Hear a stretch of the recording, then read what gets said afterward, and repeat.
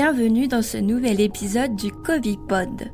Je suis Julie, diplômée d'infectiologie et rédactrice santé à Futura. Si vous voulez soutenir ce podcast, n'hésitez pas à vous abonner, à laisser une note et un commentaire sur vos plateformes d'écoute préférées.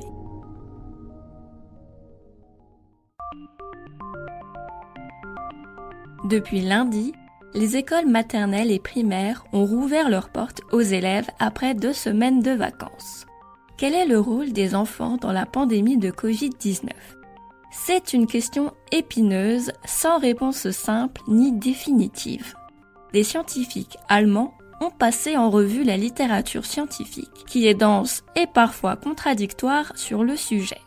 Ils se sont focalisés sur 2 points, la susceptibilité des enfants à l'infection et leur contagiosité. Les enfants peuvent avoir un rôle important dans la propagation de certaines maladies infectieuses. C'est le cas pour la grippe ou la gastro par exemple. Dans le cas du Covid-19, les choses sont plus complexes. Les enfants de moins de 10 ans semblent plus résistants à l'infection. Plusieurs études se sont penchées sur la séroprévalence, c'est-à-dire la présence d'anticorps contre le SARS-CoV-2 dans leur sang, et le nombre de tests de dépistage positifs chez les moins de 10 ans. Elles sont toutes parvenues à la même conclusion, les élèves de maternelle et de primaire sont relativement épargnés par la maladie. En revanche, après 10 ans, les enfants présentent le même risque d'être infectés que les adultes. Le moment précis où ce changement s'opère reste mystérieux. Cela signifie-t-il que les enfants sont aussi moins contagieux ? Eh bien non. Selon les scientifiques allemands, aucune donnée ne permet d'affirmer que les enfants sont moins contagieux que les adultes. Et c'est là que ça devient coton.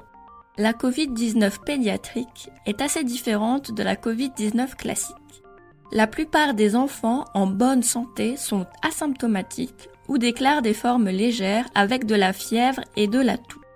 Une des complications les plus sévères de la maladie est un syndrome inflammatoire généralisé pouvant être mortel.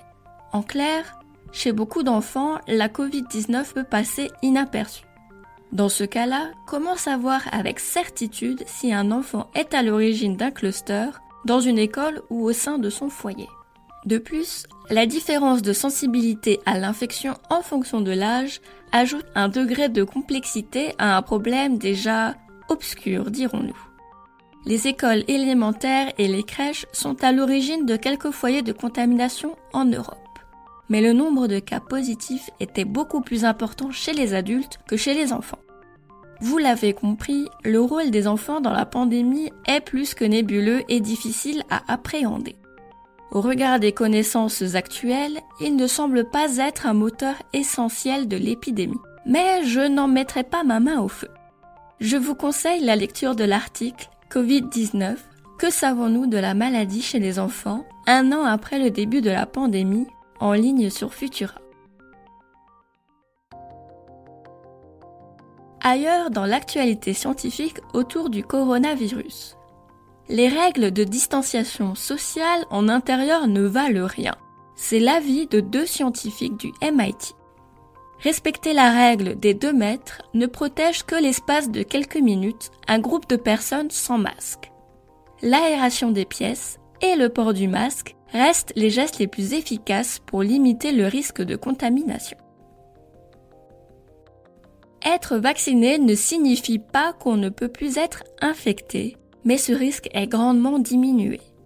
Le Haut Conseil de la santé publique indique que les personnes vaccinées peuvent faire tomber le masque lors de rassemblements privés et en intérieur. Dans les lieux collectifs, il reste obligatoire.